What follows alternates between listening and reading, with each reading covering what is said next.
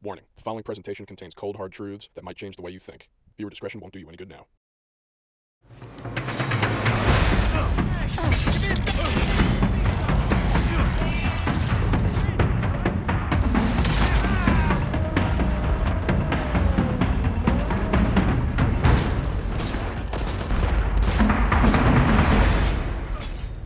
Ugh.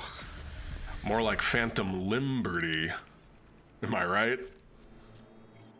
What, you don't think that's funny?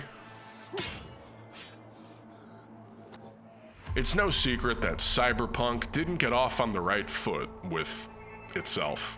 The game was such a letdown initially that the developers got sued. Do you know how sucky your game has to be to get sued for it? Man, that means your game has to actively be harming someone. Actually, the game wasn't so bad. It was received pretty well on PC, and suckers like me still played the broken console version because even when broken, Cyberpunk was still fun and even great at times. This is due to three factors: great storylines, endless visual stimuli, and some of the most demented gore we've seen in gaming. Look at this. It's just awful. I'm just taking this guy apart. Sir, you have the right to remain silent. When Sony delisted the game from their store, we knew it was bad.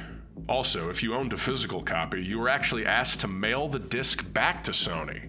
And if you didn't, they would send representatives to your house to delimb you. The situation was not good for CD Projekt Red, so they held a big meeting with all the top brass, and they decided to send in Idris Elba to take control of the company and course correct the game. Now, I want this to run like a true fucking business. Not no front, not no bullshit. Understand me? 4 years later, it's like nothing ever happened. Cyberpunk is totally cutting it these days. Everybody knows it. And although Metaphor was my 2024 Game of the Year, and Dragon Age was also pretty sweet, I still cannot pull myself away from the world of Cyberpunk. There's something about this city that I just cannot get enough of. I did that on purpose, by the way. That was a shortcut. This game is the perfect escape from my world. My world does not hold a candle to the world of Cyberpunk. There's a real lack of penises on billboards, and everything is just not as dank looking. Everywhere you look in this game is so damn cool. For the most part. Actually, this is pretty similar to my world.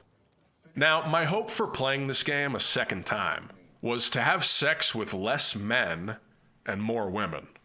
But it's really not looking good. I mean, look who I have to stand next to. If anything, I'll probably end up having sex with him. Me and Idris, you know, we work well together. We're partners. I have his back, he has mine. But we get in all sorts of shenanigans. We go to cool parties together. Keanu, there's just no room for you in the gang anymore. In fact, I always thought you were kind of a bummer. Just moping around, scaring the chicks.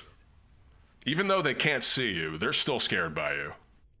So I turned to Idris and I said, Idris, and he said, Lee, and I said, Idris, and he said, Lee. And I said, God damn it, Idris.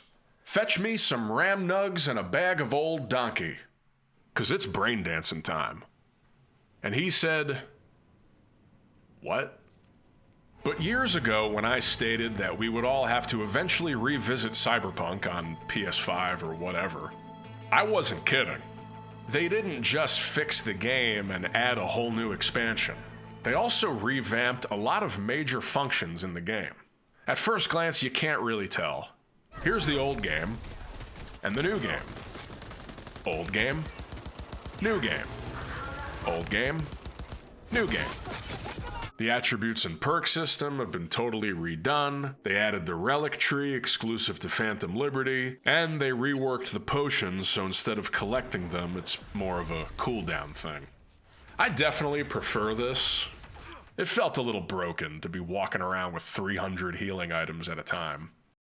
Like, just why? Some people were mad that you can no longer spam dozens of grenades at a time either. First of all, if that's how you're playing like a bitch.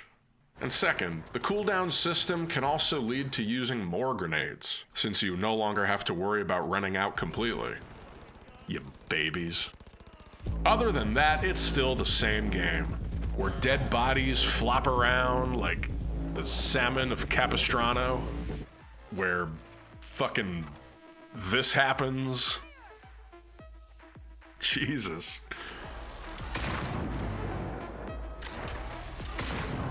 Sir, you have the right to remain silent. Speaking of being under arrest, they definitely improved the police AI in this game. I mean, they actually chase you now. And overall, it's working for me.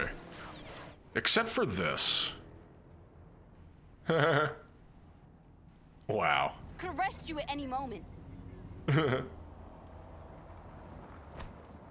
Hey, don't distract me. Aw, you little cutie. Could arrest you at any moment. That was weirdly fun. Hey! One thing's for sure. At this point, the game contains 0 dull moments. I think a reason for this is that they've improved everything relating to driving.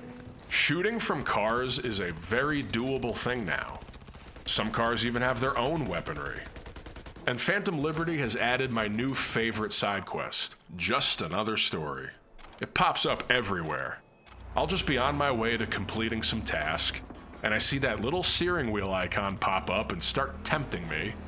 And I have no problem dropping whatever I'm doing to jack some cars so I can get some bonus cash from this weirdo. Although sometimes they do come after you, and you just gotta shake them. Oh, wow. Not bad. The cars have always been a big drawing point for me with this game. And just being able to... Ow!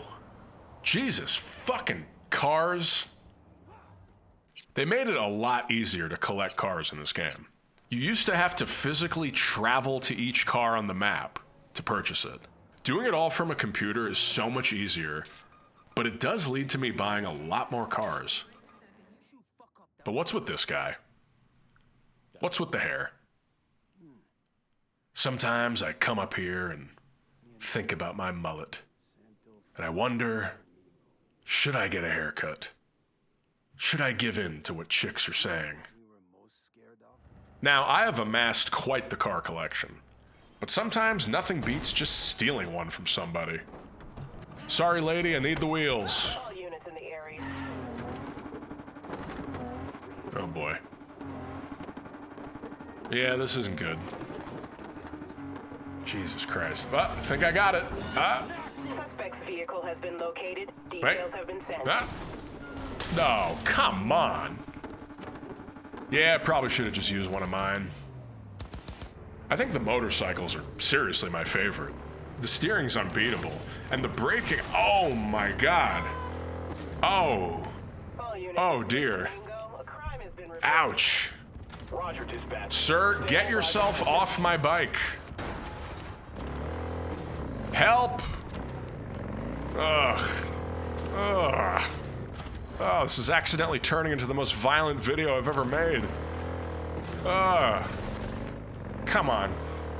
Can someone get this man off? Okay. I like how this game has just the right amount of consequences for your actions, which is not a whole lot. I'm not talking about steering the story in different directions. I'm talking about having a morality system. There is none. Now, I always like to think that I'm gonna go in all stealth and clandestine, hacking my way through without leaving a trace or taking a life. It just turns into a shootout no matter what. This is not a critique on the game. I just can't seem to nail being stealth. But it's so much fun either way. The base game of Cyberpunk is so massive and fun to play. But with the Phantom Liberty expansion, you're gonna get what is arguably the best part of the game. The story is epic, The action is bigger and more integrated into the gameplay than anything in the base game. But I have a bone to pick with the area of Dogtown itself. I don't care for these scanner checkpoints and the inability to enter and exit the area easily. People have debated the purpose for this. Is it a loading screen? Is it not a loading screen? Is it so the game doesn't crash for those who are just trying to quickly lose their wanted level? I just think it makes no sense. Like, if I just stole this car and I'm being chased, why am I getting through the scanner no problem? Then again, it would be really annoying if you couldn't just go through. But yeah, looks cool, but it's useless. But Dogtown is very fun to explore. The casino is pretty mesmerizing, filled with people to look at, and just a cool atmosphere that really... Oh my god, is that Daisy Ridley? Wow. Ladies and gentlemen, I am being stalked by Daisy Ridley. She's in my game, stalking me.